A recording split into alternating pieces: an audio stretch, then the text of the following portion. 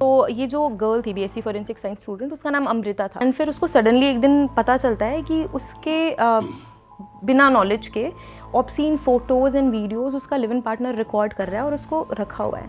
सो जैसे ही उसको ये पता चलता है वो बहुत गुस्सा हो जाती है और कन्फ्रंट करती है, बोलती है कि अभी के अभी ये डिलीट करो, ये तो मेरे लिए है, मैं सिक्योर करके रखूँगा, मैं कौन सा अपने दोस्तों के साथ शेयर कर रहा हूँ, इसको देखना ही पड़ेगा, मारना ही पड़ेगा, अब तो और कोई इसकी सज़ा और कुछ नहीं हो सकती, इतना बड़ा इसने काम करा है। चार्जर का कॉर्ड वो लेता है और उसको सफोकेट करके मार देता है। तो उसको बच्चे की रोने की आवाज़ सुनने को मिलती है, वो जाता है बैकयार्ड पे और उसको बिल्कुल न्यू बॉर्न देखने को मिलता है। और इस बच्चे की हालत बहुत ख़राब हो रही है इधर, क्योंकि न्यू बॉर्न था, ऐसे प्लेस पे था कि उसको बस ऐसे ही रबर प्लांटेशन में फेंक के चला गया है कोई, अनफॉर्चुनेटली उसकी डेथ हो जाती है।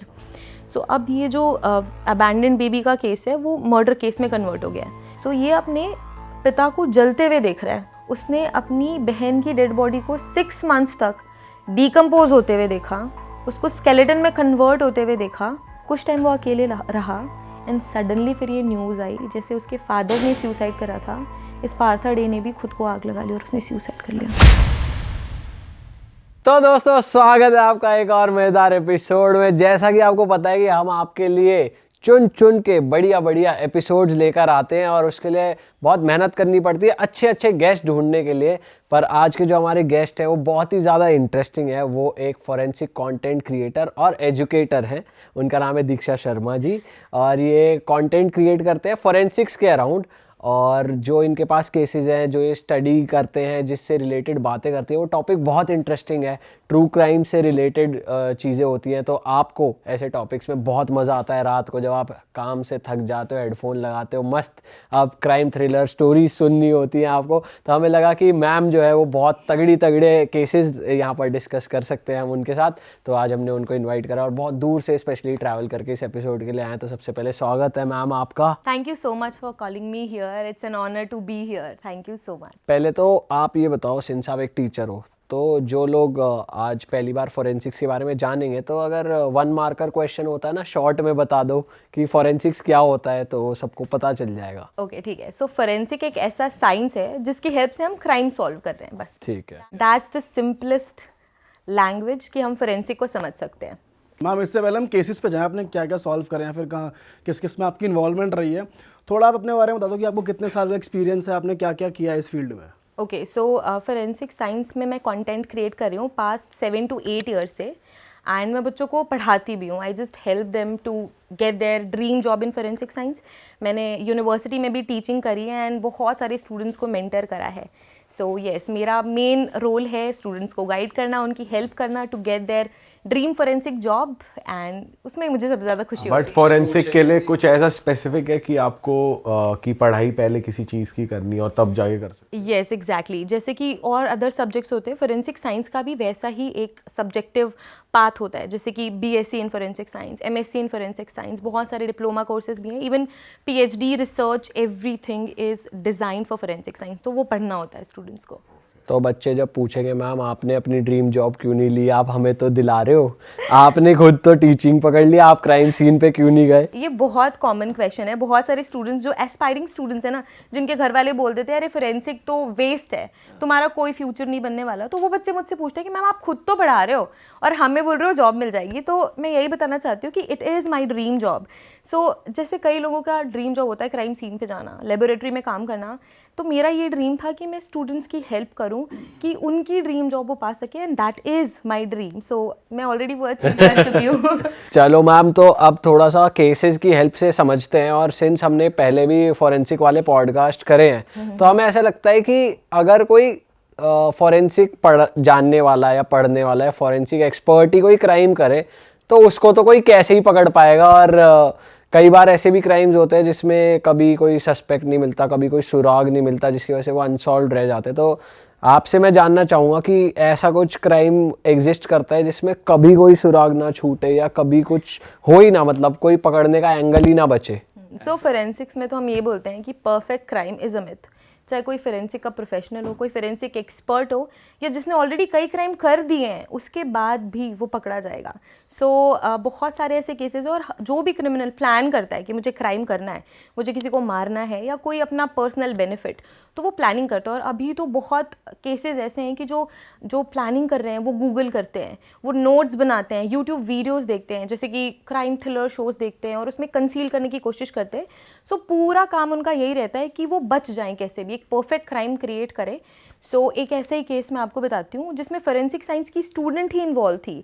सो फोरेंसिक साइंस की जो स्टूडेंट थी उसने अपने एक्स बॉयफ्रेंड से मिलके अपने लिव इन पार्टनर को मार दिया। एंड उसको लगा कि मैं इसे स्टेज कर दूंगी और मैं पकड़ी नहीं जाऊंगी, बट बहुत बुरी तरीके से वो एक्सपोज हुई। सो बहुत रीसेंट केस है ये, अक्टूबर 25 का केस है। सो ये जो गर्ल थी BSc फोरेंसिक साइंस स्टूडेंट, उसका नाम अमृता था। तो वो एक जॉब इंटरव्यू के लिए जाती है जहाँ पे उसको रिसेप्शनिस्ट के जॉब के लिए जाती है। वहाँ एक लड़के से मिलती है जिसका नाम था रामकेश मीना, और वो एक UPSC एस्पिरेंट था। अच्छा, इनके एज गैप भी बहुत था। ये जो UPSC एस्पिरेंट था वो 32 ईयर्स का था, और ये जो BSc फर्स्ट ईयर स्टूडेंट थी वो just 21 years old. So but फिर भी उनका क्लिक होता है एंड फिर वो लिव इन में रहना शुरू करते हैं, दिल्ली में लिव इन में रहते हैं। एंड फिर उसको सडनली एक दिन पता चलता है कि उसके बिना नॉलेज के ऑब्सीन फोटोज़ एंड वीडियोज़ उसका लिव इन पार्टनर रिकॉर्ड कर रहा है और उसको रखा हुआ है। सो जैसे ही उसको ये पता चलता है वो बहुत गुस्सा हो जाती है और कन्फ्रंट करती है, बोलती है कि अभी के अभी ये डिलीट करो, मुझे नहीं चाहिए। तो वो उसको बहुत कंफर्ट करता है कि अरे ये तो मेरे लिए है, मैं सिक्योर करके रखूँगा, मैं कौन सा अपने दोस्तों के साथ शेयर कर रहा हूँ, so it's safe with me. But उसको वो बिल्कुल भी अच्छा नहीं लगता। वो बार बार उसको बोलती है कि तू डिलीट कर दे, तू डिलीट कर दे, मान जा, पर वो नहीं मानता है। फिर क्या होता है, एक टाइम ऐसा आता है कि वो इसका यूज़ करके उसको अपने कंट्रोल में लाने की कोशिश करता है कि वो अपने हिसाब से उसको चलाए, कि वो उसको थ्रेट देने लग गया कि तू मेरी बात नहीं मानेगी तो देख मैं शेयर कर दूंगा, तू बात नहीं मानेगी तो मैं इसको वायरल कर दूंगा। तो वो और फ्रस्ट्रेट हो जाती है। फिर वो ना मुरादाबाद की थी, तो वो अपने होम टाउन जाती है एंड वो अपने एक्स बॉयफ्रेंड से कांटेक्ट में आती है। फिर वो बोलती है कि मेरे साथ ऐसे ऐसे बुरा हो रहा है, अपना सारा रोना रोती है उसके सामने। तो वो बहुत गुस्सा हो जाता है। तो बोलता है कि देख, तो ऐसे बैक करेगी कि डिलीट कर दे, तो नहीं होने वाला डिलीट, तेरे को कोई हार्ड स्टेप लेना पड़ेगा, वरना ऐसे तो काम नहीं चलेगा। तो फिर वो अपने एक दोस्त को भी इन्वॉल्व करता है, और ना उनकी इनिशियल प्लानिंग ना रॉबरी की थी। उनका ये प्लान नहीं था कि वो जाके उनको मार देंगे, पर रॉबरी की प्लानिंग थी। उन्होंने सोचा था कि डेटा वो निकाल लेंगे। हाँ, जो कंप्यूटर है, लैपटॉप है, हार्ड डिस्क है, तो इसको वो सिर्फ रॉबरी करके चुरा लेंगे, थोड़ा मार पीट देंगे, दुश्मनी निकाल लेंगे और वहाँ से भाग जाएंगे। तो अब इसके बाद वो तीनों मिलके वापस दिल्ली आते हैं, और ये जो अमृता है वो उस घर में तो जाती थी, तो वह जाके सबसे पहले सर्च करती है कि हार्ड ड्राइव कहाँ पे है या फिर लैपटॉप कहाँ पे, बट वो मिलता नहीं है उसको। सो फिर इन्फॉर्म करती है कि मुझे तो मिल नहीं रहा है। तो उनका फिर प्लान चेंज हो जाता है। उनको ऐसा है कि अब तो इसको देखना ही पड़ेगा, मारना ही पड़ेगा, अब तो और कोई इसकी सज़ा और कुछ नहीं हो सकती, इतना बड़ा इसने काम करा है। सो वो तीनों जाते हैं और फिर उसको बांध देते हैं चेयर से। उस घर में ब्रेक इन करते हैं, उसको चेयर से बांधते हैं और फिर उसको बहुत धमकाते हैं कि तू बता दे कहाँ पे है तेरा हार्ड ड्राइव, तू ये बता कि तेरा लैपटॉप कहाँ पे। बट वो बंदा ऐसा था, वो बता ही नहीं रहा है। उसको ये भी पता है कि ये लोग मार पीट रहे हैं, ये लोग कुछ भी कर सकते हैं मेरे साथ, बट वो बताने को ही तैयार नहीं। अब इतना गुस्सा आता है, इतनी हीटेड आर्ग्यूमेंट हो जाती है इसके एक्स बॉयफ्रेंड और लिव इन पार्टनर से, कि वो पास में पड़ा होता है चार्जर का कॉर्ड, वो लेता है और उसको सफोकेट करके मार देता है। तो अब वो डेड है। अब ये सोच रहे हैं कि अब क्या करें, अभी हमने तो सोचा नहीं कि क्या करेंगे। तो उसके बाद फिर जो अमृता है वो सोचती है कि मैंने फोरेंसिक्स तो पढ़ ही रखा है, मुझे पता है कि इसको स्टेज करते हैं ऐसा एक्सीडेंट, तो किसी को पता नहीं चलेगा, सबको लगेगा कि ये एक्सीडेंट है और हम तो बच जाएंगे। तो फिर जो उसका एक्स बॉयफ्रेंड था वो LPG डिस्ट्रीब्यूटर था, गैस डिस्ट्रीब्यूट करता था। तो उसको थोड़ा बहुत आइडिया था कि अगर गैस लीक हो तो कब तक ब्लास्ट होगा। तो वो किचन से सिलेंडर लेके आता है और बॉडी के पास में प्लेस कर देता है, थोड़ा सा नॉब खोल के लाइटर से जला देता है। उनको पता होता है कि धीरे धीरे गैस भरेगी और फिर वो ब्लास्ट होगा। तो ऐसा वो स्टेज करता है। वो ये सोचते हैं कि अगर गलती से भी ये बच गया तो पोस्टमार्टम में पता चल जाएगा कि एक्चुअल डेथ का रीज़न क्या है। तो ये क्या करते हैं, घर में जो भी ऑयल, घी, बटर होता है, जो अल्कोहल होता है, उसकी बॉडी में लगा देते हैं, ताकि जब ब्लास्ट हो तो बॉडी अच्छे से जल जाए और पुलिस वालों को, फोरेंसिक्स को पता ना चले कि एग्जैक्टली हुआ क्या यहाँ पे। तो वो वैसे ही करते हैं, अपना सारा स्टेज करके चले जाते हैं। तो इसलिए दिखाते हैं कि भाई वो फट गया सिलेंडर और इसकी वजह से मौत हो गई। इतने केसेस होते रहते हैं गैस सिलेंडर फटने की, Correct, हमेशा इतनी फैमिली वाले चले जाते हैं, वो सबकी डेथ हो जाती है। तो उनका यही प्लान था। अब एक और यहाँ पे उसने काम करा अमृता ने, कि जो घर है ना उसको अंदर से बंद करा, कि किसी को ये ना लगे कि कोई बाहर से आया है, क्योंकि घर अंदर से बंद है तो ऑफकोर्स अंदर ही रहा। सो वो गेट था ना, वो लोहे का गेट होता है, जैसे कि आधा लोहा ऊपर मैश होती है, तो मैश से हाथ डाल के उसने गेट अंदर से बंद कर दिया। तो जब फिर थोड़े टाइम के बाद क्या हुआ कि जैसे ही गैस फिल हुई, ब्लास्ट हुआ बहुत ज़ोर से। एंड ब्लास्ट हुआ, फिर आस पड़ोस वालों को भी आवाज़ सुनाई दी। वो पुलिस को इन्फॉर्म करते हैं कि यहाँ पे एक्सीडेंट हो गया, लगता है जो गैस है फट गई, या फिर एक तो फॉल्टी एसी भी था उनके रूम में, तो ये था क्या, तो एसी भी ब्लास्ट हो गया होगा। तो पुलिस आती है, देखती है, इन्वेस्टिगेटिंग टीम आती है फोरेंसिक की, वो उनको एक बार में तो यही लगता है गेट अंदर से बंद है, इतना ब्लास्ट का सीन है, तो एक्सीडेंट ही है। तो फर्स्ट टाइम उनको एक्सीडेंट लगता है। फिर बॉडी तो पोस्टमार्टम के लिए जाएगी ही जाएगी। किसी भी अननेचुरल डेथ के केस में या फिर कोई भी सस्पिशियस डेथ है ना, जिसका कोई रीज़न हमें नहीं पता, उस केस में पोस्टमार्टम मैंडेटरी है। तो चाहे फैमिली मना भी कर दे, अगर फैमिली मना कर रही है, अगर नेचुरल कॉजेज नहीं है, तो चाहे फैमिली कितना भी मना करे, वो प्रोटोकॉल होता है कि पोस्टमार्टम होगा ही होगा। रियल कॉज ऑफ डेथ पता करनी ही है। अच्छा। सो फिर पोस्टमार्टम के लिए गई। जब पोस्टमार्टम की रिपोर्ट आई तो वो बहुत शॉकिंग थी। पोस्टमार्टम में पता चल गया कि सफोकेशन से डेथ हुई है, स्ट्रैंगुलेशन से डेथ हुई है। तो अब पुलिस वालों को, फोरेंसिक टीम को लगा कि भाई कुछ तो गड़बड़ है। फिर क्राइम सीन को वो ढंग से पर जैसे search उन्होंने करते हैं। ऑयल वगैरह लगा दिया था, उससे पूरी जली नहीं थी बॉडी की, ना पता लग पाए। नहीं, क्योंकि ह्यूमन बॉडी ऐसी है ना कि ऑयल, घी या अल्कोहल से वो इतनी स्ट्रांग नहीं है कि बॉडी को पूरा जला सके। बॉडी के पार्ट्स मिल जाते हैं और उससे फिर पोस्टमार्टम तो हो ही जाता है। अच्छा।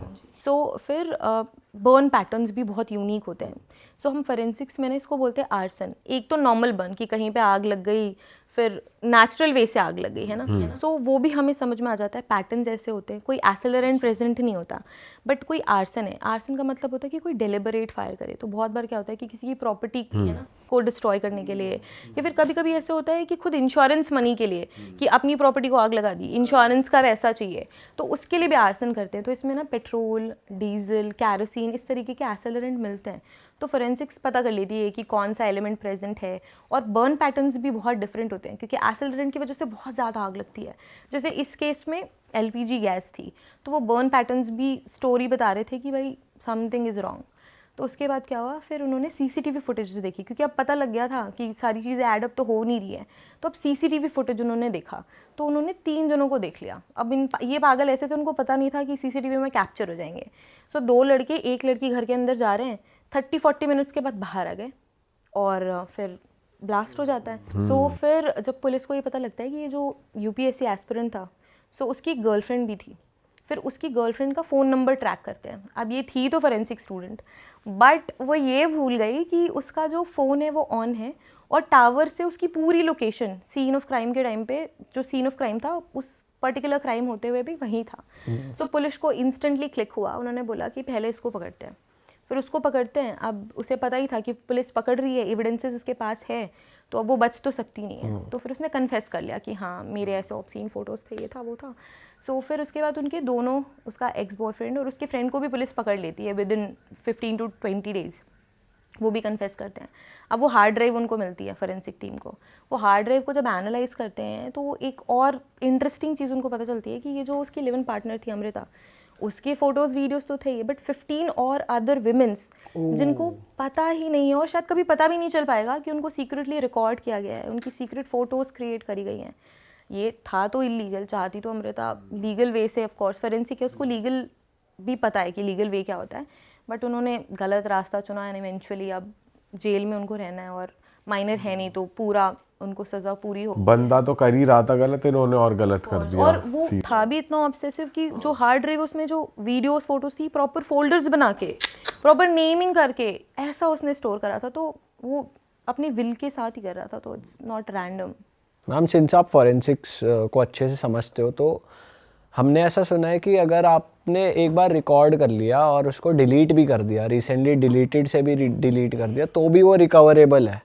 तो क्या ये कहना सही है कि अगर आपकी चीज़ रिकॉर्ड हो गई तो वो कभी नहीं जाएगी, कहीं ना कहीं एग्जिस्ट करेगी? Absolutely true. अगर आपने कोई भी चीज़ कभी रिकॉर्ड कर ली तो वो हमेशा एक डेटा बन जाता है। अब हम तो लाइक नॉर्मल लोगों को ये कभी रियलाइज़ नहीं होता, वो अपने फ़ोन से डिलीट भी कर देते हैं, बट स्टिल डेटा रिकवर करा जा सकता है। फोरेंसिक्स के बहुत सारे ऐसे टूल्स हैं जो डिलीटेड डेटा को रिकवर कर लेते हैं, जो डिसाइफर कर लेते हैं। कभी कभी क्या होता है कि कोड वर्ड्स में भी बात करते हैं, कोई 2 क्रिमिनल्स हैं वो कोड वर्ड्स में बात कर रहे हैं, सो उसको भी डिसाइफर कर लेते हैं। Deleted videos, photos, text, even text भी जो डिलीटेड डेटा उसको रिकवर कर सकते हैं ना। जैसे कि एनकेस टूल होता है, FTK टूल होता है, जो कि कम्प्लीटली डिफरेंट जॉनरा है फोरेंसिक का, कॉल्ड फोरेंसिक साइबर फोरेंसिक्स। तो ये साइबर फोरेंसिक टीम करती है। और ये कितने टाइम तक का डेटा है जो आ सकता है वापस? इसकी कोई टाइम लिमिट है नहीं, या? कोई टाइम लिमिट नहीं होती है। अगर कभी कभी ऐसा होता है कि कोई बहुत पुराना डेटा है, इवन 5 इयर्स 10 इयर्स भी हो चुके हैं, तो भी forensic team forensic tools use करके रिकवर कर सकती है। और अगर हार्ड ड्राइव उस केस की बात करें, सपोज वो लैपटॉप अंदर घर में था, वो भी जल जाता, हार्ड ड्राइव भी जल जाती, तो भी वो रिकवरेबल रहती? नहीं, अब डिपेंड करता है कि हार्ड ड्राइव किस कंडीशन में है ना, क्योंकि वो एक ऐसा टूल है जो एक्सटर्नल टूल है बेसिकली, है ना। सो अगर वो कम्प्लीटली जल जाती तो डेटा लॉस्ट हो जाता।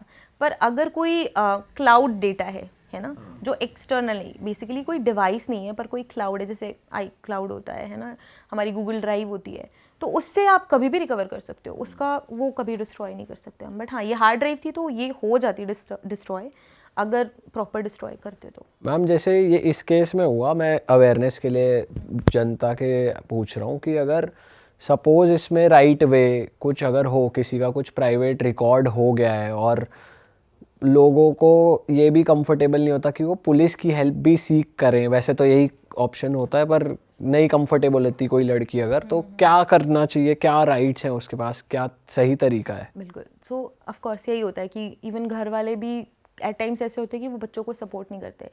सो अगर ऐसा कुछ हो गया है तो अब सारी चीज़ें डिजिटल हो चुकी है।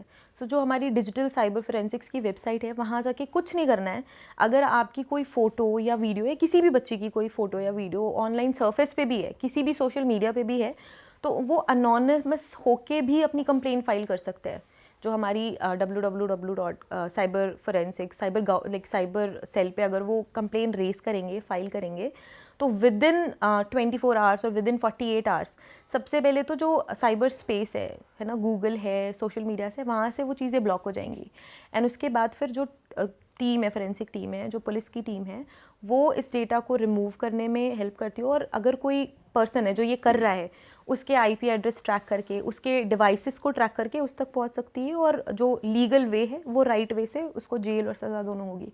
अगर ये ऐसे किसी की ऑब्सीन फोटोज़ या वीडियोज़ वायरल हो गई हैं, फॉर एग्जांपल सोशल मीडिया पे नहीं है लेकिन वो व्हाट्सएप पे सर्कुलेट कर दिया किसी ने, तो वो व्हाट्सएप मतलब इंस्टाग्राम पे नहीं है, व्हाट्सएप पे हो गया, तो वो भी कर हटा से हट। एग्जैक्टली, व्हाट्सएप भी एक सोशल मीडिया स्पेस ही है अपना।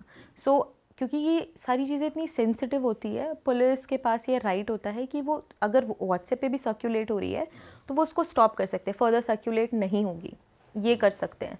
सो ऐसा कर सकते हैं। एंड कभी कभी बीच बीच में आप लोगों ने नोटिस करा होगा कि कभी बहुत फेक न्यूज़ चलती है व्हाट्सएप पे, तो टाइम पे जो साइबर सेल है वो इनको रोकने का काम करती है, अवेयरनेस सेंड करती है, तो ये होता रहता है। मैम नेक्स्ट केस पे चलते हैं, नेक्स्ट केस क्या है? तो जो नेक्स्ट केस है वो भी बिल्कुल ऐसा लगेगा कि कोई फिल्मी स्टोरी है, बिल्कुल यकीन करने लायक नहीं है, एंड बिल्कुल ट्विस्ट एंड टर्न्स है। सो ये केरला का केस है। सो इसमें क्या होता है कि रबर प्लांटेशंस रहते हैं, वहाँ पे एक बच्चे की रोने की आवाज़ आती है सडनली। सो उस रबर प्लांटेशन के घर के सामने ही ना एक घर होता है जो कि कारपेंटर का होता है। सो उसको बच्चे की रोने की आवाज़ सुनने को मिलती है, वो जाता है बैकयार्ड पे और उसको एक बिल्कुल न्यू बॉर्न देखने को मिलता है, कि बिल्कुल देख के लग रहा है कि अभी 3-4 घंटे पहले ही वो बच्चा पैदा हुआ है, और जो अम्बिलिकल कॉर्ड है वो भी काटी नहीं गई है विद दैट। तो वो बच्चा उस हालत में मिलता है। वो अपने दामाद को, जो उसका दामाद होता है, वो उसको कॉल करता है, नेम्ड विष्णु। वो आता है, वो भी देख के शॉक हो जाता है। अब ये क्या करते हैं, बीइंग अ गुड सिटीजन्स, ये हॉस्पिटल बच्चे को लेके जाते हैं एंड पुलिस कंप्लेन कर देते हैं। पुलिस आती है, अपनी जो इनिशियल इन्वेस्टिगेशन है वो शुरू करती है, कोशिश करती है कि ये पता चले कि किसका बच्चा है।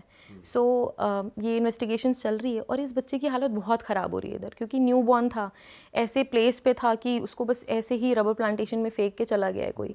सो बहुत स्ट्रगल करता है, सांस लेने की कोशिश करता है, but because of that stress उसके हार्ट पे स्ट्रेस आता है एंड अनफॉर्चुनेटली उसकी डेथ हो जाती है। सो अब ये जो अबैंडन बेबी का केस है वो मर्डर केस में कन्वर्ट हो गया है। सो अब जो पुलिस वाले हैं वो भी इतना हर्टफुल फील करते हैं कि इतने छोटे बच्चे न्यूबॉर्न के साथ कोई ऐसे कैसे कर सकता है। तो वो जो इन्वेस्टिगेट कर रहे होते हैं, जो ACP होते हैं, वो ये ठान लेते हैं कि बाय हुक और बाय क्रुक मैं इसके बायोलॉजिकल पेरेंट्स को खोज के रहूँगा, चाहे कुछ भी मुझे करना पड़े।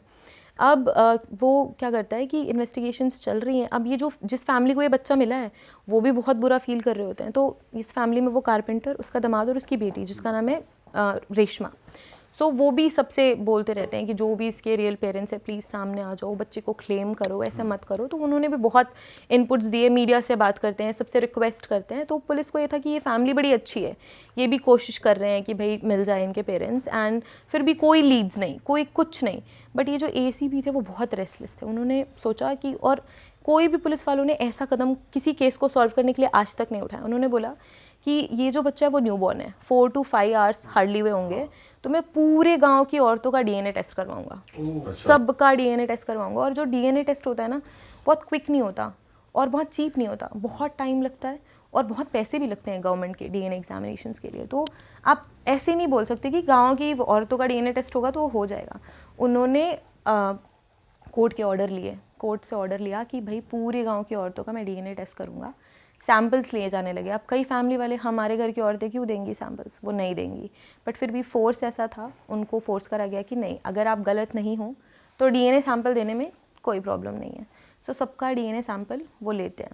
DNA सैंपल में क्या क्या ब्लड लेते हैं या फिर बाल वाल कुछ भी ले सकते हैं। बेसिकली जो एक सेल कंटेन करता है, हमारी बॉडी का एक भी सेल कंप्लीट DNA फिंगरप्रिंटिंग दे सकता है। मतलब it's like a recipe of your body, कि आपके एक सेल से भी पूरा DNA, पूरी इंफॉर्मेशन मिल जाती है। सो ब्लड भी हो सकता है ना, स्किन भी हो सकती है, हेयर सैंपल्स भी हो सकते हैं, सलाइवा भी हो सकता है, बकल चीक सेल्स, है ना, कोविड के टाइम पे हम टेस्ट करते थे वैसा भी होता है। सो DNA सैंपल्स ले लेते हैं। नॉर्मल कॉजेज़ में ये ब्लड होता है, यूजुअली ब्लड बहुत चीप वे है और ईजी वे है सैंपल लेने का। तो पूरे गाँव की औरतों का सैंपल ले लिया। अब ये केस में फिर भी कोई लीड्स नहीं है, समझ नहीं आ रहा। पुलिस वालों को लग रहा था कि 2 मेजर रीज़न हो सकते हैं इस बच्चे को ऐसे अबैंडन करने के। या तो ये अनवांटेड चाइल्ड था तो इस वजह से उसको अबैंडन कर दिया। दूसरा, बच्चा चोरी का भी केस हो सकता है, क्योंकि वो एक मेल चाइल्ड था। अभी भी इंडियन सोसाइटीज़ में ऐसा होता है कि मेल चाइल्ड चाहिए, अगर खुद को लड़का नहीं हो रहा है तो वो किसी और का बच्चा चुरा लेंगे।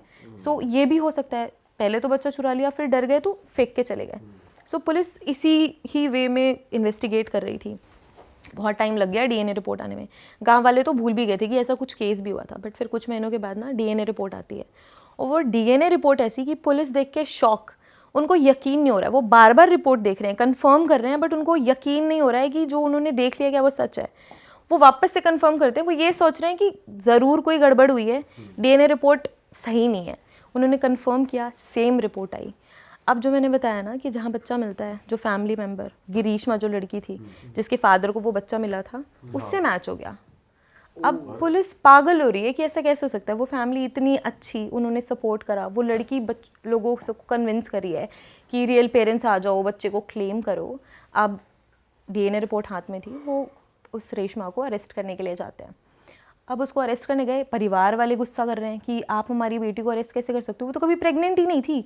अच्छा, उसकी एक बेटी ऑलरेडी थी, बट उसकी कोई रीसेंट प्रेगनेंसी उनको नहीं पता थी। तो उसकी माँ भी लड़ने लग गई पुलिस से कि मेरी बेटी तो कभी प्रेग्नेंट ही नहीं थी, इसका बच्चा कैसे हो सकता है, आप हमें मैच कैसे हुआ, DNA कैसे मैच हो गया, ये तो प्रेग्नेंट ही नहीं थी, तो बेबी कोई हालत में उसका नहीं हो सकता वो बच्चा। बट फिर भी DNA मैच हो गया, तो पुलिस ने अरेस्ट कर लिया रेशमा को। अब वो पुलिस स्टेशन गई, वो मना ही करती रही कि नहीं मेरा बेबी नहीं है, मैंने नहीं करा, मेरा कोई लेना देना नहीं है। अब पूरी फैमिली भी शॉक, किसी को कुछ नहीं समझ आ रहा। बट फिर जब DNA रिपोर्ट वो देखती है ना, तो उसको लगता है कि अब मुझे कन्फेस करना ही पड़ेगा। और येस, उसका ही वो बेबी था, उसका DNA बिल्कुल प्रॉपर करेक्टली मैच हुआ था। एंड अब पुलिस वालों के सामने एक क्वेश्चन था कि क्यों किया तुमने, क्या ये किसी और का बच्चा था, तुम्हारे हस्बैंड का नहीं होगा? तो नहीं, मेरे हस्बैंड का ही बच्चा है। अब पुलिस और कंफ्यूज कि भाई जब लेजिटिमेट चाइल्ड है तो ये स्टेप क्यों करा तुमने, ये क्यों स्टेप लिया, मतलब कैसे कोई मदर ऐसा कर सकती है कि अपने न्यूबॉर्न को इस तरीके से अबैंडन कर दे। तो उसने फिर एक स्टोरी बताई, उसने बोला कि उसका एक लवर है कॉल्ड दीपक। सो वो उससे जब उसको बताती है कि मैं प्रेग्नेंट हूँ एंड वो मेरे हस्बैंड का बच्चा है, तो वो बोलता है कि तुम्हारी बेटी को तो मैं एक्सेप्ट कर लूँगा, बट और बेबीज़ मैं एक्सेप्ट नहीं करूँगा, you have to get rid of this. So वो और स्टेप कुछ नहीं लेती, वो डिसाइड करती है कि पूरी फैमिली से वो छुपाएगी कि वो प्रेग्नेंट है। और सबसे बड़ा क्वेश्चन है कि कोई ऐसे कैसे छुपा सकता है 9 मंथ्स, राइट, कि 9 मंथ्स कैसे कर सकते हो। फिर उसने डिटेल से पुलिस वालों को बताया कि वो अपने टमी को टक करती थी, बहुत सारे कपड़े बांधती थी ताकि पता न लगे कि वो प्रेग्नेंट है, टमी टकर बेल्ट पहनती थी और बहुत लूज क्लोथ्स पहनती थी और हमेशा बोलती थी कि मेरी तबीयत ख़राब है, ये है वो है, बट उनको कोई आइडिया नहीं था कि वो प्रेग्नेंट है।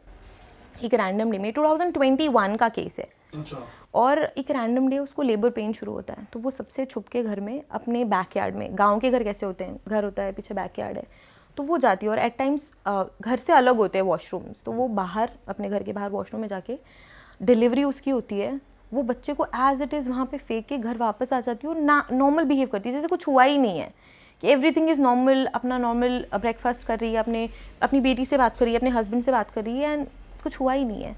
फिर तभी उसके फादर ने, जो लड़की, अच्छा जो उसका हस्बैंड था, कोविड में बहुत बुरा उसके साथ होता है, पहले वो यूएस में रहता था, वहाँ जॉब करता था, बट बाद में कोविड की वजह से जॉब उसकी चली जाती है एंड फिर वो घर आ जाता है, उसका घर बिक जाता है, सो वो अपने इन लॉज के पास आके रहने लग जाता है।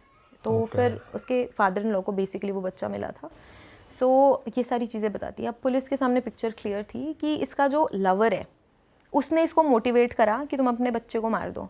अब पुलिस उसका पता पूछे, अब वो बोली मैं नहीं जानती वो कहाँ रहता है। अब पुलिस ये सोच रही है कि भाई तुम्हारा लवर है, तुम उससे कांटेक्ट कर रहे हो, तुम अपनी डिटेल शेयर कर रहे हो, तुमको कैसे नहीं पता वो कहाँ रहता है। तो उसने बोला कि वो उससे सिर्फ ऑनलाइन बात करती है, थ्रू फेसबुक।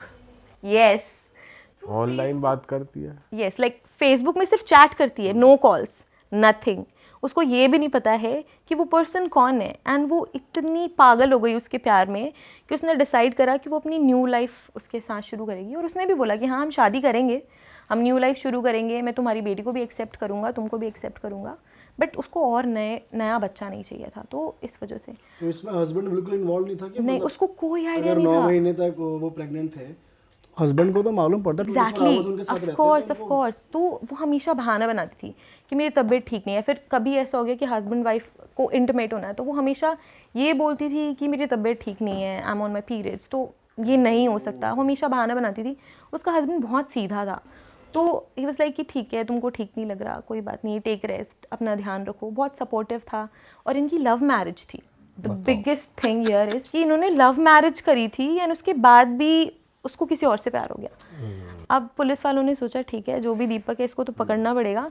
ऑनलाइन सर्चेस शुरू हुई और इतने सारे दीपक नाम की प्रोफाइल, समझ ही नहीं आ रहा कि वो कौन सा दीपक है। और इस रेशमा ने 20 फेक फेसबुक अकाउंट्स बनाए थे ताकि उसके हस्बैंड को पता ना चले कि वो किसी और लड़के से बात कर रही है फेसबुक के थ्रू। और ये सब ना कोविड में स्टार्ट हुआ। ये रेशमा ने कभी ऑनलाइन कुछ प्रोफाइल नहीं बनाई थी और इसके पास एंड्रॉयड फ़ोन भी नहीं था। वो कीपैड फ़ोन्स होते हैं ना, वो पहले वो यूज़ करती थी, बट कोविड में सब घर में थे, एंड्रॉयड फ़ोन इसके लाइफ में आया, इसने फेसबुक डिस्कवर करा और शी वॉज जस्ट ऑब्सेस्ड कि फेसबुक, ऑनलाइन स्पेस। और फिर वो फेसबुक प्रोफाइल बनाती है एंड देन उसका बातचीत इस दीपक से शुरू होता है एंड बहुत चैट करती है। उसके हस्बैंड को लगता है कि अपने फ्रेंड से बात करती रहती है। कभी कभी लड़ाई भी होती थी कि तुम पूरे टाइम ऑनलाइन हो, क्या कर रहे हो, तो कहती थी मैं फ्रेंड से बात कर रही हूँ। अच्छा, इनकी लव स्टोरी मैं बताती हूँ। इनकी लव मैरिज जो हुई थी, तो ये जो रेशमा थी उसके 2 फ्रेंड थे, आर्या और गिरीशमा। तो बचपन से फ्रेंड्स, अब वो बहुत उनके घर आती जाती थी। तो ये जो आर्या और रेशमा है ना, तो इसके घर में था ये विष्णु, मतलब आई थिंक आर्या का देवर था और रेशमा गिरीशमा का मामा लगता था। तो रेशमा फर्स्ट टाइम उससे वहीं मिलती है विष्णु से and they fail in love. फिर उनकी शादी हो जाती है। घर वालों को कुछ खास पसंद नहीं आता ये रिश्ता, बट बच्चे की खुशी के लिए कर देते हैं। अब हैप्पी फैमिली, एक बेटी होती है, सब कुछ परफेक्ट था, बट कोविड में फिर सारा डिस्टर्ब हो जाता है। तो उसके बाद फिर क्या कहते हैं, ये जो दीपक नाम की प्रोफाइल थी, अब इसके बारे में सर्च कर ही रही थी पुलिस। एक शॉकिंग चीज़ उनको ये पता लगती है कि ये जो दीपक नाम की प्रोफाइल है, ये जो सिम पे बनी है, उसमें आर्या का नाम आ रहा है। वो फ्रेंड उसकी, जो उनकी बचपन की फ्रेंड थी, जिसकी वजह से वो अपने हस्बैंड से मिली, शादी करी। तो आर्या, अब पुलिस और कंफ्यूज, इतना ट्विस्टिंग केस था। अब ये पुलिस सोच रही है कि आर्या की सिम क्यों है, ये क्या ये दीपक को जानती है या फिर आर्या की वजह से ये दीपक से मिली, फेक प्रोफाइल है। सो अब पुलिस फिर इन्वेस्टिगेट करिए। तो उसने सिर्फ समन करा आर्या को बोला कि तुम आओ। उनको सिर्फ क्वेश्चनिंग करनी थी। पुलिस क्लूलेस थी कि क्या हो रहा है, सब कुछ कॉम्प्लिकेटेड था, ऑनलाइन प्रोफाइल नहीं मिल रही है, डिलीटेड चैट्स रिकवर कर रही थी पुलिस, बट कुछ समझ नहीं आ रहा था। आर्या को समन किया तो आर्या घर से निकली, उसका फ़ोन ऑफ आर्या का।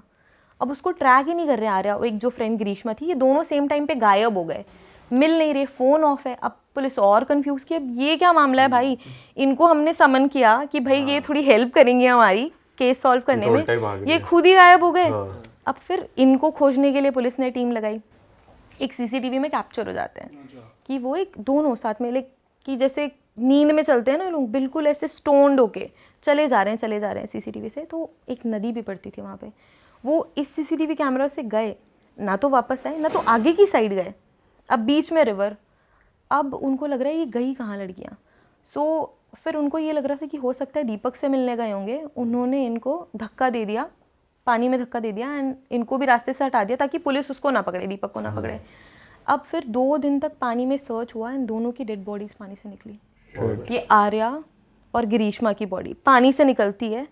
अब पुलिस को कौन बताएगा कि ये दीपक की जो प्रोफाइल है वो क्यों है आर्या के सिम पे।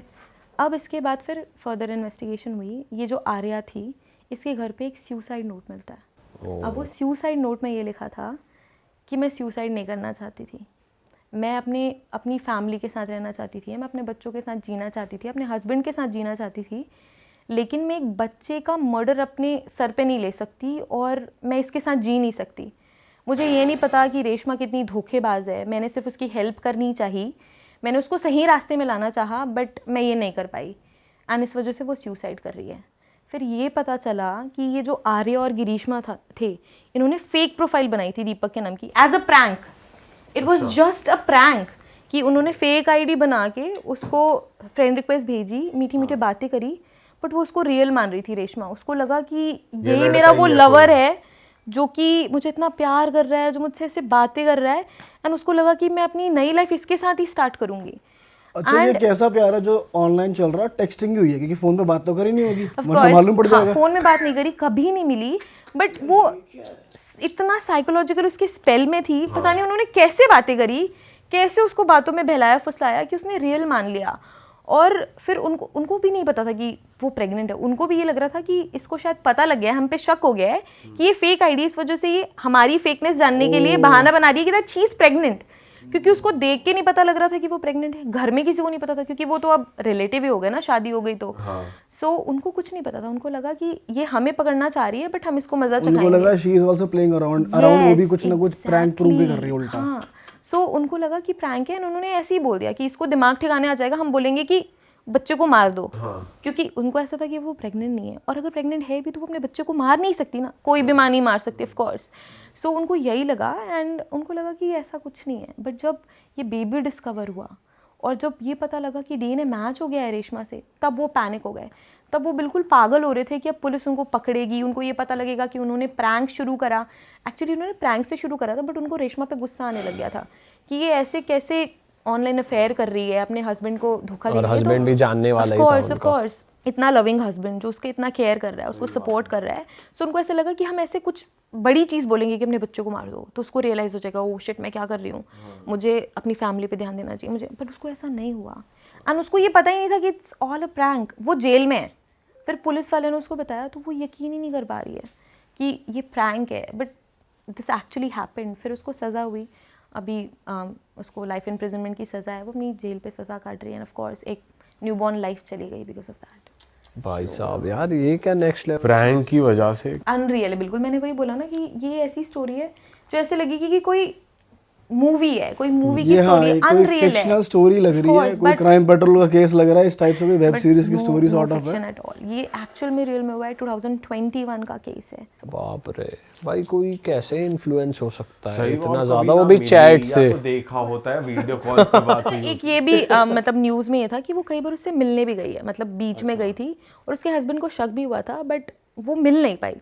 वो लड़का मतलब फेक प्रोफाइल, वो बहाना बना देता था, उसको ऐसे कन्विंस कर रहा था कि दैट वो सच में एग्जिस्ट करता है। बहुत तगड़ी गुट्टे भी लाई है, क्या बातें करी हैं जो प्यार में पड़ गई। इन दोनों को तो सारी क्वालिटी पता होंगी, वही बता दी होंगी और वो सोच रहा होगा अरे वो सोच रहे हो यार इसे तो सब पता है। हाँ, जो वो अपने हस्बैंड की कंप्लेन करती होगी वो सारी कमियां पूरी कर। उसको ऐसा लग रहा होगा कि शिट मैंने तो पहले शादी कर ली, मुझे तो मेरा रियल लवर अभी मिला है। सही में यार, लाइक बट स्टिल बहुत हार्ट ब्रेकिंग केस है because of that baby. But forensics के हिसाब से देखा जाए तो कोई भी केस अनसॉल्वेबल नहीं है। सारे अगर प्रॉपर कलेक्शन हो रहा है, प्रिजर्वेशन हो रहा है, जो केसेस अनसॉल्व रह जाते हैं ना उसमें ऐसी कोई बात नहीं होती कि वो इतने कॉम्प्लिकेटेड है कि वो सॉल्व नहीं हो सकते।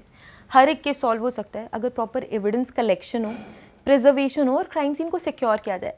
सबसे पहला स्टेप यही होता है। जैसे वो आरुषि तलवार वाला course, केस वो था, तो वो classic बहुत ही case है। कॉम्प्लिकेटेड हो गया था वो कि भाई केस उसका कुछ बहुत- मिल ही नहीं रहा था, कॉम्प्लिकेटेड भी था, हाँ। प्लस सबूत भी आई थिंक उसके अब उसका कुछ कंक्लूजन नहीं कोई नहीं निकला। Benefit of the doubt parents को देना पड़ा, वो काफ़ी टाइम जेल में भी थे। ये क्लासिक केस है कि कैसे एक छोटी सी चीज़ पे पूरा केस बिगड़ गया। और एक तो मल्टीपल एजेंसीज भी थी, पहले नोएडा पुलिस ने एग्जामिन करा, फिर सीबीआई ने करा, फिर नोएडा पुलिस पे आ गई। तो एक तो प्रॉपरली एविडेंस नहीं कलेक्ट किया, प्रिजर्व नहीं करा, सो बस यहीं पे ही बिगड़ गया सारा शायद केस। बारिश भी हो गई थी उसकी, बारिश भी हो गई थी, बट वो पहले अगर पूरा प्रॉपर थ्रू आउट अगर कर लेते, वो एग्जामिनेशन कर लेते, अगर बॉडी डिस्कवर कर लेते, एविडेंसेस कलेक्ट कर लेते, तो ये केस भी सॉल्व हो जाता। ऑफ कोर्स सॉल्व हो जाता। वही है कि हर एक केस सॉल्व हो सकता है। इसी वजह से फोरेंसिक टीम अब पुलिस के साथ इंटीग्रेट हो गई है कि कोई भी ऐसा केस है जो बहुत सीरियस नेचर का है, 7 ईयर से ज़्यादा सज़ा मिलने वाला है, जिसको हम बोलते हैं सीरियस नेचर ऑफ क्राइम्स। सो ऐसे सिचुएशन में पुलिस टीम के साथ एक फोरेंसिक की टीम इंटीग्रेटेड है, उनको क्राइम सीन पे जाना ही होता है। क्या फॉरेंसिक में ऐसा भी होता है, जैसे आरुषि वाले केस में वो जो डेड बॉडी मिली थी और नौकर की, वो 2 या 3 दिन बाद डिस्कवर हुई थी, तो कुछ टाइम लिमिट भी होती है कि इतने टाइम में मिलनी होती है तो शायद चीज़ें सही से आगे बढ़ जाएं? ऑफ कोर्स जितना अर्ली हम डिस्कवर करते हैं कोई उतना particular hours भी प्रॉपर, हाँ। सो बहुत पोस्टमार्टम चेंजेस होते हैं। सो आफ्टर डेथ कई सारे चेंजेस होते हैं बॉडी में। सो उन बॉडी के चेंजेस को देख के हम आवर्स ऑफ डेथ, कितने दिन पुरानी बॉडी है, कितने घंटे पुरानी बॉडी है, ये सारी चीज़ें आइडेंटिफाई करते हैं। अगर वो सड़ने लग जाती है, प्यूट्रिफैक्शन पे चली जाती है, बेसिकली 3 स्टेजेस होते हैं। एक हम बोलते हैं कूलिंग ऑफ द बॉडी, है ना, फिर होती है stiffening of the body, and उसमें कलरेशन होते हैं, जिसको फोरेंसिक्स में हम rigor mortis, algor mortis, livor mortis बोलते हैं। सो ये जो चेंजेस होते हैं वो हर 1 घंटे बदल रहे होते हैं डेथ के बाद। सो इसमें हमें टाइम स्टैम्प पता चलता है कि ओके 2 घंटे, जैसे आप न्यूज़ में सुनते हो कि 3 घंटे पहले मौत हुई है, 4 घंटे, ये एस्टिमेशन हम इन बॉडी चेंजेस को देख के ही करते हैं। सबसे पहले बॉडी कूल होना शुरू होती है, धीरे धीरे जो इन्वायरमेंट का टेम्परेचर है उस पर आती है, क्योंकि अब हीट जनरेट नहीं हो रही है बॉडी में। अभी हम जिंदा है, हमारी पूरी फंक्शनिंग हो रही है, हमारी बॉडी हीट हो रही है, बट आफ्टर डेथ हीट नहीं होती। इसके बाद जो मसल्स हैं वो स्टिफ हो जाती है, कोलाइड हो जाती हैं, जेल का फॉर्मेशन कर लेती है, एंड उसके बाद फिर वो लूज होके बॉडी सड़ने लगती है। सो जब सड़ने लग जाती है बॉडी तो थोड़ा कॉम्प्लिकेटेड हो जाता है कि ये पता करना कि इसकी बॉडी में क्या हुआ था एक्चुअल में। बट प्यूट्रिफैक्शन से भी लाइक एस्टिमेशन कर लेते हैं कितनी पुरानी है, एंड पोस्टमार्टम में भी आइडिया लग जाता है। बट लेट नहीं करना चाहिए। फोरेंसिक्स में लॉ होता है प्रोग्रेसिव चेंज का, जितना आप लेट करोगे चीज़ें डिस्ट्रॉय होंगी, ख़राब होंगी, और उतना ही मुश्किल हो जाता है फिर फोरेंसिक में। पर ये भी होता है कि जैसे कोई क्राइम सीन है तो उसको रिक्रिएट भी करते हैं कि एग्जैक्टली क्या क्या हुआ होगा, ये भी बोलते हैं क्राइम सीन रिकंस्ट्रक्शन। सो कभी कभी क्या होता है कि जो क्राइम सीन है उस पर लाइक एविडेंसेस कलेक्ट कर लिया, क्राइम सीन वीडियोग्राफ कर लिया, फोटोग्राफ कर लिया, बट और इनसाइट्स जनरेट करने के लिए जो फर्स्ट प्लेस पे नहीं मिला फोरेंसिक टीम को, उसको रिकंस्ट्रक्ट करते हैं, वापस से क्रिएट करते हैं। और अब तो डिजिटल की हेल्प से हम डिजिटली भी रिकंस्ट्रक्ट कर सकते हैं क्राइम सीन को। कोई ऐसा क्राइम सीन है जहाँ पे फिजिकली जाके आप रिकंस्ट्रक्ट नहीं कर सकते, तो हम उसको डिजिटली रिकंस्ट्रक्ट करते हैं। एंड अगर फिजिकल रिकंस्ट्रक्शन कर रहे हैं तो एट टाइम्स जिसने क्राइम करा है उसको क्राइम सीन पे ले जाके पूछते हैं कि तुमने क्या करा। जैसे अभी थोड़े टाइम पहले ही एक हनीमून मर्डर केस हुआ था जो इंदौर का था, राजा रघुवंशी वाला जो केस था। तो वो हनीमून के लिए गए थे, उसके 2 फ्रेंड्स आके उन्होंने उसको मारा और धक्का दे दिया क्लिफ से। तो जब ये पूरा खुलासा हुआ तो जो पुलिस वाले थे उनको उसी प्लेस पे जहाँ पे राजा रघुवंशी को मारा, जहाँ से उसको धक्का दिया, वो उन्होंने पूछा कि तुमने कैसे मारा, कैसे धक्का दिया। तो वो बता रहे थे कि हमने पहले ऐसे अटैक करा, फिर हमने उसको ऐसे धक्का दिया।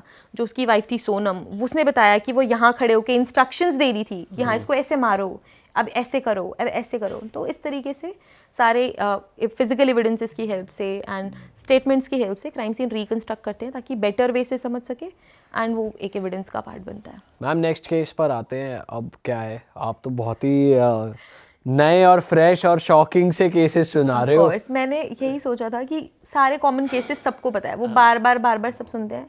मैं ऐसे केसेस बताऊंगी जो बहुत कॉम्प्लिकेटेड हैं, इक्वली शॉकिंग है और बिल्कुल क्रेजी है। सो एक ऐसा केस है जो कि सबको ऐसा लगा था कि कोई तंत्र मंत्र, जादू टोना, भूत प्रेत, ऐसा कुछ काइंड ऑफ जिसकी बातें अक्सर हमारे पॉडकास्ट में ज़्यादा of course, and I love that as well. So हाँ, ऐसा ही केस है, बट एक्चुअल में कोई हॉरर सीन नहीं था, एक पैरानोया था, एंड बहुत ट्विस्टेड कॉम्प्लिकेटेड केस है। ये भी कोलकाता का है। सो कोलकाता में क्या होता है, एक लड़का है जिसका नाम है पार्थाडे। सो ये अपने पिता को जलते हुए देख रहा है, उन्होंने अपनी बॉडी को आग लगा ली, जलते हुए देख रहा है, उसके फेस में कोई एक्सप्रेशन नहीं है, वो अपने पिता की कोई हेल्प नहीं कर रहा है एंड वो सिर्फ देख रहा है। और उसने अपनी बहन की डेड बॉडी को 6 मंथ्स तक डिकम्पोज होते हुए देखा, उसको स्केलेटन में कन्वर्ट होते हुए देखा एंड फोरेंसिक टीम आई तो बिल्कुल अलग ही स्टोरी समझ में आई। सो ये जो केस है इसमें यही यहाँ से ही शुरू होता है कि घर वालों को ना बहुत धुआं दिखाई देता है ऊपर में, सो उनको लगता है घर में आग लग गई। अब ये जो पूरी फैमिली थी ना आजू बाजू से कटी हुई थी बिल्कुल, कि वो अपने पड़ोसियों से बात नहीं करते थे, बिल्कुल अलग थलग रहते थे। तो पड़ोसियों ने क्या किया कि इनके घर आग लग गई है, पुलिस को इन्फॉर्म कर देते हैं, फायर ब्रिगेड को इन्फॉर्म कर देते हैं। पुलिस को इन्फॉर्म किया, पुलिस घर के अंदर आती है, वो शॉक कि क्या सीन चल रहा है। भाई वो लड़का बैठ के देख रहा है, जो उसके फादर की बॉडी है वो वॉशरूम में है विद अ सुसाइड नोट। अच्छा, सुसाइड नोट था कि मेरे जो सुसाइड है उसकी रिस्पॉन्सिबिलिटी मेरी है, किसी का कोई इसमें रोल नहीं है, एंड अपने बच्चों को प्यार, ये छोटा सा नोट था। पुलिस को लगा बिल्कुल स्ट्रेट सा केस है, सुसाइडल केस है, इन्वेस्टिगेट करके बॉडी पोस्टमार्टम के लिए भेज दी और एक जो इनका बेटा था, बच्चा था, उसको पुलिस स्टेशन ले गई क्वेश्चनिंग के लिए। उसकी एज अराउंड 45 प्लस थी, 40 प्लस 40-45 के बीच में रेंज कर रही थी। सो उसको वो पुलिस स्टेशन लेके चली गई। अब क्या हुआ कि वो पूछ रही उससे कि भाई फैमिली में कौन कौन है बताओ, ये जानने की कोशिश कर रही है कि क्यों ऐसा किया इसके फादर ने। अब वो बोल रहा है कि मैं हूँ और मेरी एक बहन है। अब पुलिस वालों को पता नहीं इसकी बहन है। अब वो कह रहे हैं ठीक है अपनी बहन को बुलाओ, उनसे भी क्वेश्चनिंग करेंगे, क्योंकि फैमिली डायनामिक्स समझनी पड़ेगी कि भाई ऐसा क्यों कदम उठाया उसने, फादर ने ऐसा क्यों किया। अब वो कहता है कि मेरी बहन आ नहीं सकती। पुलिस वाले कह रहे क्यों नहीं आ सकती, तो कह रहे क्योंकि वो ह्यूमन फॉर्म में नहीं है, वो स्केलेटन है। पुलिस का दिमाग फिर गया। अब वो एक टीम को भेजती है, वापस उस घर में जाओ, प्रॉपर सर्च करो, इन्वेस्टिगेट करो, ये जो बोल रहा है वो सच है क्या। क्योंकि पुलिस को ना थोड़ा आइडिया लग गया था कि कोई एक्सप्रेशन नहीं है, कोई रिमॉर्स नहीं है फेस में, something is wrong with this person. तो उनको थोड़ा था। फिर वो पूछता है कि अच्छा सो स्केलेटन फॉर्म में कैसे है। फिर वो बोलता है स्केलेटन फॉर्म में है, पर वो है, वो डेली आती है, मैं उनसे डेली मिलता हूँ और उसके लिए खाना भी रखता हूँ, उसके लिए पानी भी रखता हूँ। सो पुलिस को लग गया था साइकोलॉजिकल इशू है, साइकोलॉजिकल केस है, तो वो हॉस्पिटल से भी कांटेक्ट कर लेती है कि इसका इलाज कराना पड़ेगा।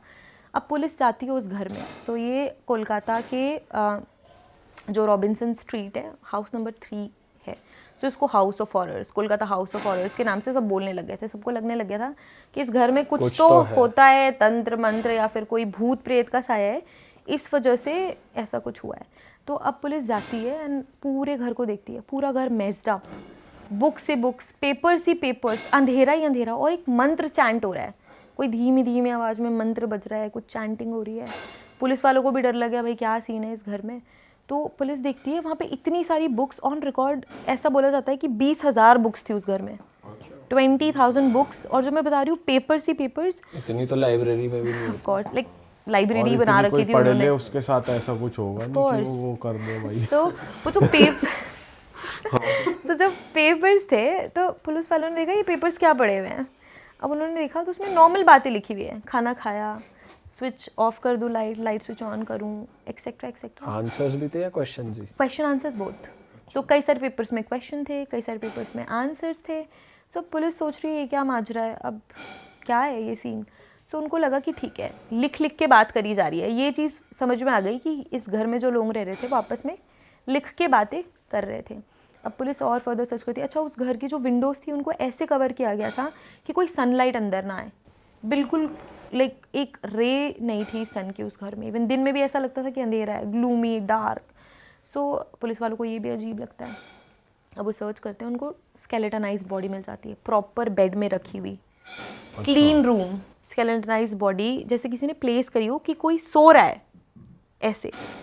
पुलिस ने वो देखी। अब स्मेल वेल भी थी। स्मेल जब डिकम्पोजिशन होती है तब आती है, बट पता नहीं उन्होंने कैसे मैनेज करा, क्योंकि वो आउटर वर्ल्ड से बिल्कुल कट थे, तो स्मेल का उतना बहुत नहीं था। और एक तो उनका घर बहुत गंदा था, तो ऑब्वियसली स्मेली। सो डिकम्पोजिशन की स्मेल उन्होंने मास्क भी करी, आउटर वर्ल्ड से कट थे, तो ज़्यादा समझ नहीं आया। सो स्केलेटन फॉर्म में थी। अब एक स्केलेटन के साथ दो और स्केलेटन देख के पुलिस वाले फिर चक्कर आ गए। अब ये सारे स्केलेटन्स को कलेक्ट करके फोरेंसिक लैब भेज दिया इन्होंने, एंड फिर और सारी चीज़ें, सैम्पल्स कलेक्ट करने लग गए, ये पेपर्स कलेक्ट करने लग गए। एंड जब फोरेंसिक रिपोर्ट आई तो ये पता लगा कि ऑलमोस्ट 6 मंथ्स पहले एक जो बोन का सेट था वो ह्यूमन बोन था, female bone, female human, and जिसकी अप्रॉक्सीमेटली 6 मंथ्स पहले डेथ हुई है। अच्छा। एंड जो बाकी और 2 स्केलेटन्स थे वो डॉग्स के थे। अच्छा, तो इनके घर में 2 डॉग्स भी थे, तो वो भी पूरे स्केलेटनाइज हो चुके थे। 3 थे टोटल, बेसिकली 3 स्केलेटन। पर 6 मंथ्स में स्केलेटन बन जाती है ह्यूमन बॉडी? हाँ, 6 मंथ्स के अराउंड बन जाती है। अगर उसे दफना दिया गया है तो वो रैपिड हो जाता है स्केलेटनाइजेशन, बट हाँ 6 मंथ्स में डिकम्पोज हो और जाती है। बॉडी की एज क्या पता लगी उसकी? एज उसकी थी 30s में थी वो अपने, ठीक है। सो जो ये सिस्टर थी और ये जो पार्था थे, जो ये एक दूसरे से बहुत मेंटली डिपेंडेंट थे, दोनों भाई बहन। और जब पुलिस वाले ने आस पड़ोस से बात करी तो और एक और स्टोरी समझ में आई। पहले ये बहुत हैप्पी फैमिली थे, बहुत हैप्पी, बिल्कुल, हाँ, मदर है, फादर है, दोनों भाई बहन हैं।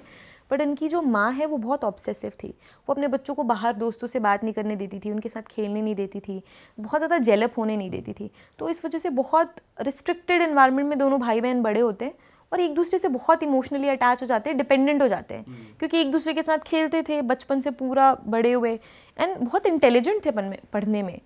उस बंदे की शादी वादी भी नहीं हो रही थी? नहीं, शादी नहीं हुई थी, और उसकी बहन की भी शादी नहीं हुई थी। सिर्फ 3 लोग थे एट टाइम। सो क्या हुआ कि एक दूसरे के साथ बड़े हुए, एक दूसरे को ही दोस्त माना, पढ़ने में बहुत इंटेलिजेंट थे, टॉप स्कूल्स एंड कॉलेजेस से पास आउट हुए। जो ये पार्था डे है जिसको पुलिस ने पकड़ा, इसने बैंगलोर में जॉब करी एज ए सॉफ्टवेयर इंजीनियर। वो यूएस गया, और ये जो इसकी सिस्टर थी, दिबांजनी नाम था इसका। सो इसको आर्ट का बहुत शौक था। वो जो चैंटिंग में कह रही हूँ ना, म्यूज़िक, तो वो एक स्कूल में म्यूज़िक टीचर बन जाती है, पैशन था उसका। बट सडनली क्या होता है कि इनकी मदर को कैंसर हो जाता है, एंड फिर कैंसर की वजह से वो उनकी डेथ हो जाती है। सो वो यूएस से जॉब छोड़ के आ जाता है, दिबांजनी भी जॉब छोड़ देती है। इतना मेंटली वो डेवास्टेट हो गए थे अपनी मदर की डेथ से कि वो फिर कुछ नहीं कर पाए, वो वापस जॉब में नहीं जा पाए, एंड वो फिर कुछ भी नहीं कर पाया। और इसके बाद से ये जो फादर, दोनों बच्चे, उन्होंने अपने घर में ही खुद को बंद कर लिया। ज़्यादा कनेक्शंस नहीं बाहर से, अपने घर में ही रहते, बस पड़ा हुआ है सब कुछ। और उन्होंने आपस में बात भी बंद कर दी। जो बातें होती थी थोड़ी मोड़ी, वो लिख लिख के करते थे। अभी जो भाई बहन हैं, इन्होंने खुद को एक रूम में बंद कर लिया, एक कमरे में बंद कर लिया विद देयर 2 पेट डॉग्स। सो अब ये 4 लोग थे, दोनों भाई बहन और वो 2 पेट डॉग्स। सो फिर अकेले ही रहते थे, बातें करते थे। फिर इनका ना बहुत ध्यान अध्यात्म की साइड चला गया, कि आध्यात्मिक किताबें, जो बहुत सारी बुक्स थी उसमें बहुत सारी आध्यात्मिक किताबें थे, चैंटिंग, ये सब। सो फिर और वो खाना पीना भी ना के बराबर खाते थे, खाना बहुत कम, अपनी फादर से भी बहुत कम बात करते थे। उनके फादर को भी कहीं ना कहीं पता था कि बहुत मेंटली ऐसी वनरेबल सिचुएशन में है कि ये नहीं मानेंगे मेरी बात। सो वो थोड़ा बहुत बाहर से कम्युनिकेट करते थे। फिर ऐसे ही बहुत टाइम बीता, एंड देन सडनली वो दोनों डॉग्स की डेथ हो गई। जब उन दोनों डॉग्स की डेथ हुई, उसकी बहन दिबांजनी इतना अफेक्ट हो गई कि उसने फिर फास्टिंग शुरू कर दी। उसको ऐसा लगा कि अब प्रायश्चित करना पड़ेगा, इस घर को क्लेंज करना पड़ेगा। तो इसका ये वे है कि मैं फास्टिंग करूं इस एनर्जी को क्लेंज करने के लिए। सो उसने फास्टिंग शुरू कर दी, एंड बहुत लंबे समय तक उसने फास्टिंग करी, एंड इस फास्टिंग की वजह से उसकी हेल्थ बहुत डिटेरियोरेट हुई और उसकी डेथ हो गई। सो बेसिकली ऐसे ही डेथ हुई। अब डेथ हो गई, यूजुअली डेथ होती है तो हम क्या करते हैं, अपने रिलीजन के अकॉर्डिंग या तो क्रिमेट करते हैं, जलाते हैं, दफनाते हैं। बट उसका भाई ये नहीं कर पाया, पार्था ये नहीं कर पाया।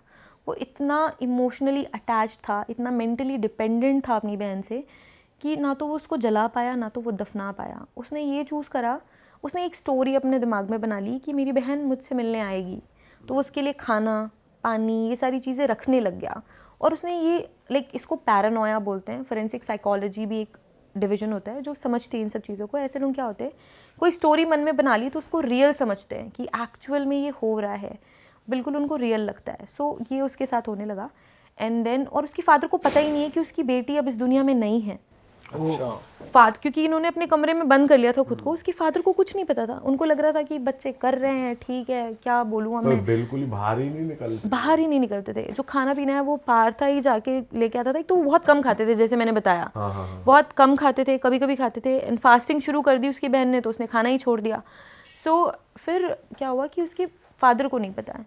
अब धीरे धीरे धीरे धीरे बॉडी डिकम्पोज होकर स्केलेटन बन गई। एंड अब पार्था भी बहुत लाइक बहुत अजीब हो गया था तब तक कि वो भी बाहर नहीं निकलता था, खाना नहीं खाता था। तो उसके फादर ने जैसे तैसे उसको कन्विंस किया कि थोड़ा बहुत बाहर आओ करो।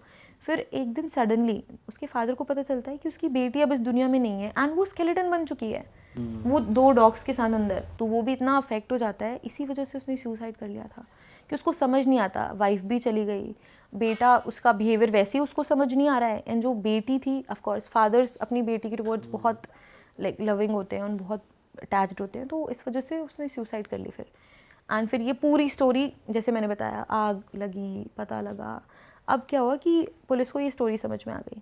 अब पोस्टमार्टम रिपोर्ट भी एडअप कर रही थी, ऐसा नहीं है कि पार्था ने, पहले पुलिस सोच रही थी कि इसने अपनी बहन को मारा है, इस वजह से ये स्टोरीज बना रहा है। यूजुअली पुलिस सब पे ऐसे ही शक करती है, बट पोस्टमार्टम जब रिपोर्ट आई ना, तो हार्ट अटैक से डेथ हमें पता लगी, ठीक है, कि हार्ट अटैक से डेथ हुई है।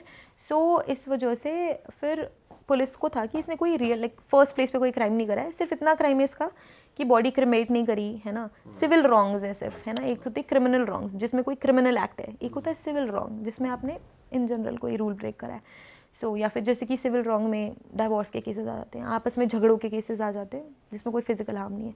सो इस वजह से फिर पुलिस ने उसके इलाज शुरू कराया, उसको हॉस्पिटल में एडमिट करा, उसकी दवाई शुरू हुई एंड फिर धीरे धीरे वो ठीक भी होने लगा था, वेट गेन करने लग गया था और ठीक होने लग गया था। उसने ये भी सोचा कि मैं अब शादी करूँगा और मैं अपनी फैमिली बनाऊंगा ताकि वो खुश रह सके, हैप्पी रह सके।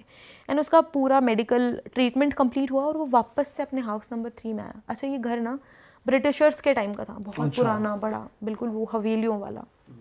वो वापस आया, कुछ टाइम वो अकेले रहा एंड सडनली फिर ये न्यूज़ आई, जैसे उसके फादर ने सुसाइड करा था, इस पार्था डे ने भी खुद को आग लगा ली और उसने सुसाइड कर लिया। यस, सो साइकोलॉजिकल था सब कुछ, मतलब एक तरीके से रिकवर हुआ नहीं वो। नहीं। सो वापस उसी घर में जाके हो सकता है ट्रिगर। हाँ। सो लोगों को ये लगा कि इस घर का ही कोई इशू है, कि जब तक ये इस घर से बाहर था, ठीक हो रहा था, रिकवर हो रहा था। इवन वो लाइक गैदरिंग्स में जाने लग गया था, अपनी सोसाइटी की गैदरिंग्स में जाता था, गाने गाता था, सबसे अच्छे से बात करता था। तो घर वालों को ये लग रहा था कि घर में कोई गड़बड़ है, कोई है, हॉरर एंगल है, बट सिर्फ साइकोलॉजी का खेल था इसमें। He was not psychologically fit. तो ऐसा हुआ। भाई बताओ यार, मेरे को तो लग रहा है घर में ही कुछ था। हाँ, जैसा कि सबको लगता है, बट पर टोटली साइकोलॉजी वाला ही सीन है इसमें तो भाई की। क्रेजी यार। और कहीं ना कहीं ये शेयर्ड साइकोसिस था, है ना। शेयर्ड साइकोसिस ये होता है कि आप वो शेयर करते हो, इतना इम्पैक्टफुल होता है। ये सेम बुराड़ी केस में भी हुआ, जो पूरी फैमिली मेम्बर्स थे ना, वो उसकी बात ऐसी इन्फ्लुएंस होगी नहीं मान रहे थे। इट वाज अ शेयर्ड साइकोसिस, जो वो कह रहा था सच। एग्जैक्टली। सो ऐसा ही होता है साइको। तो काफ़ी इम्पॉर्टेंट है फोरेंसिक एंगल, फोरेंसिक साइकोलॉजी समझना। सो पर उसमें तो 11 लोग थे, तो फिर कैसे वो, मतलब एक को भी ये नहीं लगा कि ये नहीं मानना। हुआ क्या ना उसमें कि वो जो इंस्ट्रक्शंस बताते थे उनकी ना काफ़ी तरक्की हो रही थी। हाँ। कि बेनिफिट्स हो रहे थे, जो वो बात मान रहे थे, तो वो शेयर होने लग गया। जब आप किसी पे ब्लाइंडली बिलीव करते हो, जैसे हम भगवान पे बहुत बिलीव करते हैं, हमारे साथ कुछ अच्छा हो रहा है, सो हम सोचते हैं भगवान मेहरबान है, वो गाइड कर रहा है। सो सेम चीज़ उनके साथ हो रही थी कि उनके फादर गाइड कर रहे हैं। सो वो शेयर हो गया वो साइकोसिस उनसे, सो कहीं ना कहीं वो भी मानने लग गए। So that happened. All right ma'am, मज़ा आ गया आपके साथ एक एपिसोड करके, और हमें इतना मज़ा आया कि हम चाहेंगे कि हम एक और एपिसोड करें। अगर जनता को मज़ा आया तो आप भी पार्ट 2 के लिए कमेंट कर दो, और ये एपिसोड कैसा लगा इसका फीडबैक ज़रूर देना। अगर यहाँ कुछ स्टूडेंट्स हैं, जो बच्चे हैं, वो सोच रहे हैं कि ये फॉरेंसिक्स को और डीप में जाना जाए और अच्छे से पढ़ा जाए, तो मैम का चैनल है, इनका इंस्टाग्राम है, जो हम यहाँ पर स्क्रीन पे भी फ्लैश कर रहे हैं और डिस्क्रिप्शन में भी लिंक डाल रहे हैं। आप जाइए, इन्हें फॉलो करिए, इनसे कैसे पढ़ सकते हैं, इनके थ्रू आप कैसे जान सकते हैं फॉरेंसिक्स को और अच्छे से, ये आपको इनके चैनल पे पता चलेगा सब कुछ।